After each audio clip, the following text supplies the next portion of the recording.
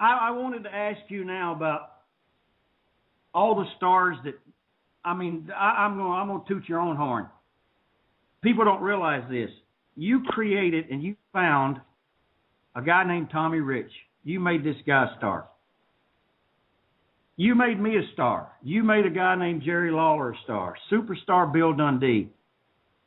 You created these people, these superstars, and people say Vince McMahon creates stars. Vince didn't create stars. He took stars that you had already made. Yeah. Yeah.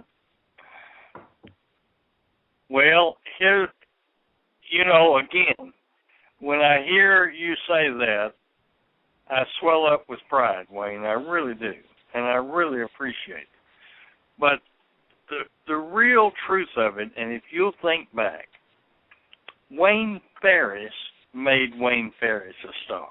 All Jerry Jarrett did was put him on the stage and give him a chance to shine. Because for every one, Wayne Ferris and Tommy Rich and Jerry Lawler, there were 20 that didn't make it. Yeah, that's true. And so, but, I wish that I could take credit. Well, you should, because you did it. I watched it happen, and I saw it. Yeah, here's what I did do. And they're not doing it today. I gave the guy a stage, and I gave him a supporting cast, and I gave him a good, high-rated television show. But I didn't make Wayne Ferris. Wayne Ferris made Wayne Ferris. Now, Wayne might not have become the star that he did if he had some promoter that told him every move to make and controlled him. But everybody that I helped, I'd give them. Do you remember that I never said anything negative the night of the match? Never. You never came in and no. You never came in the locker room and shook your head and said, "What are you guys doing out there? It's the worst drizzling dog doo-doo I've ever seen." Or no, because that's not positive. What I would do is, we had some dog doo-doo matches, but I would wait till the next night in Louisville, and before the matches, and I'd say, these things are really not logical. I wish you wouldn't do that in the ring, because I want the people to believe, at least while they're sitting here screaming. And just about everybody would say, "I really appreciate that, Jerry."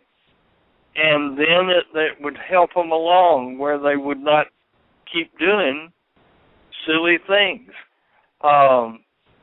I can tell you one guy that got angry at me and doesn't like me to this day was Ric Flair.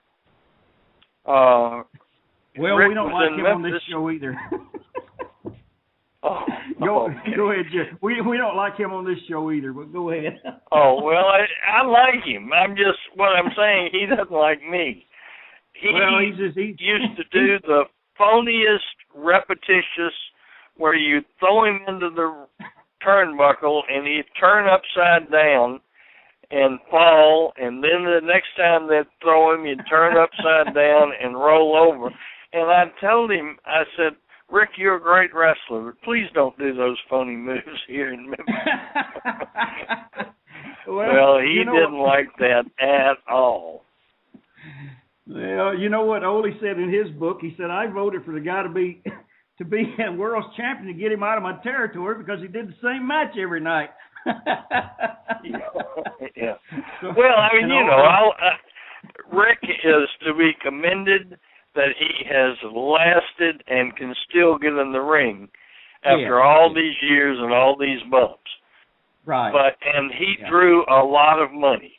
But all I'm saying is not everybody appreciated my constructive criticism. Well, I think most of us on this show agree with what you just said because we watched it. It got to the point where Jim Ross and Lawler were saying on WWE TV, "Oh, please, Rick, don't do that move. You know it doesn't work." Yeah. Oh, boy. But gosh, you made so many stars, and Tommy Rich. Back to Tommy again. I tell people Tommy Rich was the Hulk Hogan before there was a Hulk Hogan. You sent Tommy to Jim Barnett in Atlanta, and Jim gave him the national format to showcase his talents.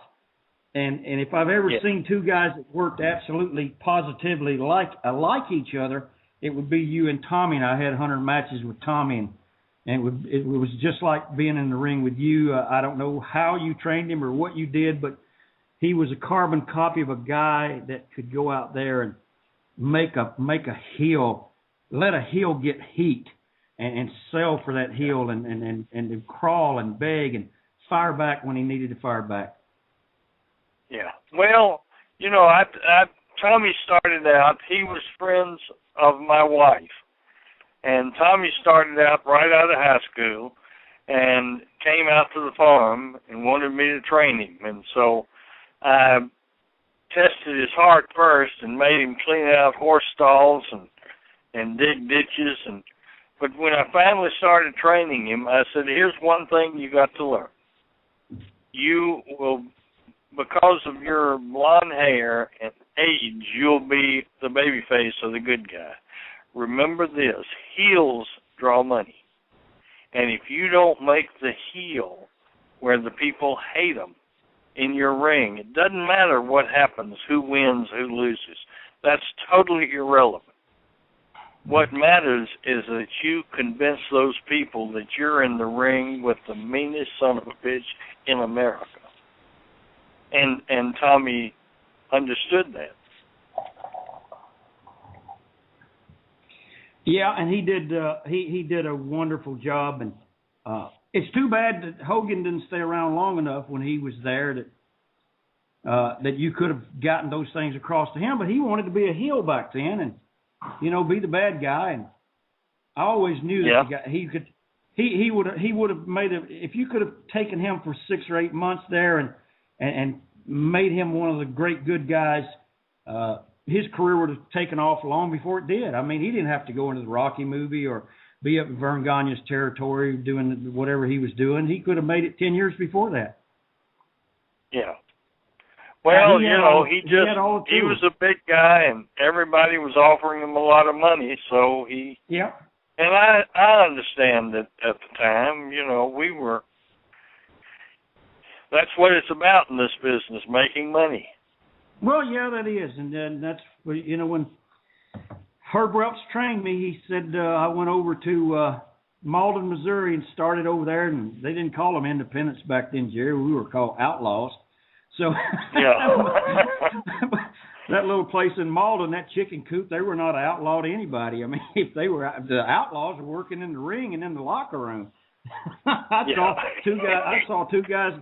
First night there, I saw the booker run down the railroad track and hit a guy over the head with an axe handle. And the next week I was there, this old boy Rooster, you remember from Memphis, pistol whipped somebody. He pistol whipped somebody in the locker room, and I said, "Man, is this what I got myself into? I'm a college kid." Yeah, I know. And then I'll quickly Nick. Nick, you and Nick had split away, and for all the fans that don't know, Jerry Jarrett was the first promoter in the history of the business to give a $50 guarantee per night. And at that point, your phone was ringing off the wall because everybody was trying to get $50 instead of 30 or 40 or 20 that Nick was paying. So, yeah. And then Jim Barnett or up to 15. 60. So, yeah, 15 for Nick. But Nick wanted the angle so bad, the Tupelo concession stand angle, and you knuckled under and let us go up there and do it for him. And did sell out business for Nick. And Nick I got to say, Nick treated us very, very well. And when I talked to Harley and I talked to different guys, and when I asked Harley Race and different guys how Nick treated them, and they always had great things to say. But Now, when you worked for Nick on a full-time basis, that was a whole different story. Yeah. He would pinch a penny. I'll tell you what, I don't know how he could squeeze that much copper off of Lincoln's head, but and of course Lincoln was on the penny. So, but I went there then and worked for Nick, and it was like every Wednesday we got paid, and every Wednesday I'd quit. And Nick was, of course he would curse and tell me to get out of the office. And by the time I got to my car, he was standing at the door saying, "Oh, come on back in here, boy." He'd give me 20 more bucks, and I'd be happy, and I'd come back and make the towns.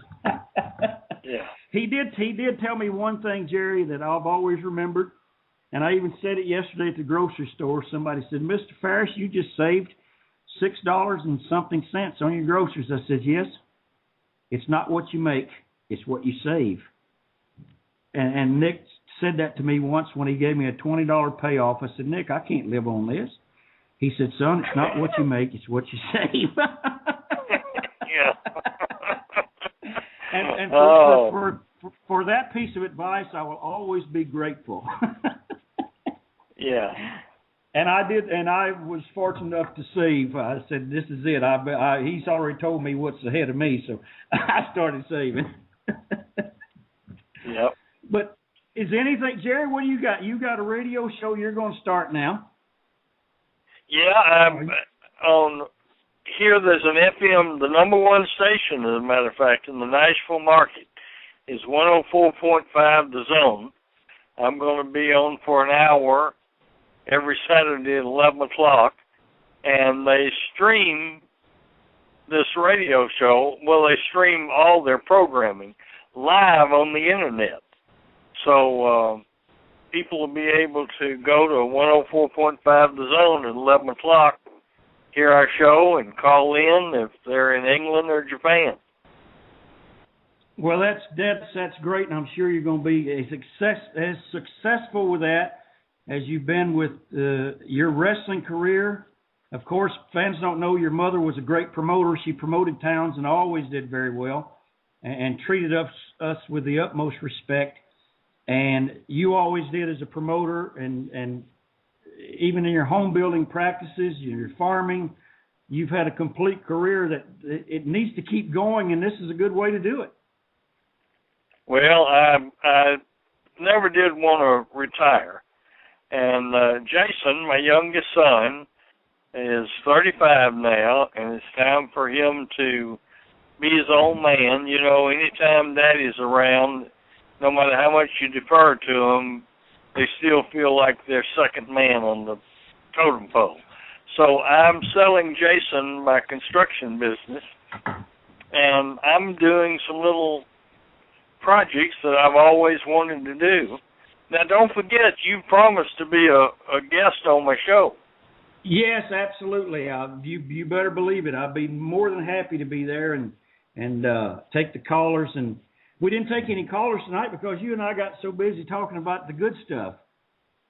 Yeah. Well, you know what? We're going to have to talk again because I know that you and Jerry have had your ups and downs and you've kissed and made up. But over and over again. I want to talk about it, and I've got to tell you that I always respected you, that y'all were cousins, and you knew that Jerry wanted to be the only member of the family that was the king bee in Memphis. And you took that well and handled yourself well. And sometimes that's a whole show in itself. We need to talk about that. Yes, about our mother's fried chicken. That's another angle you did. Well, see, I was involved in this soap opera from both sides. So some of the stories that I would hear, I said, that'd make a good angle. and you did it very well, and I have to say that it carried on in the further down the line than the fried chicken. I can tell you that.